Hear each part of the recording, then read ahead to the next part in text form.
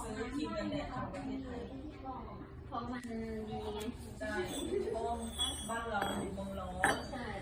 เขาเลยคิดว่าบ้านเราก็แบบทำครีมออกมาได้ดีอ่ะกันแบบ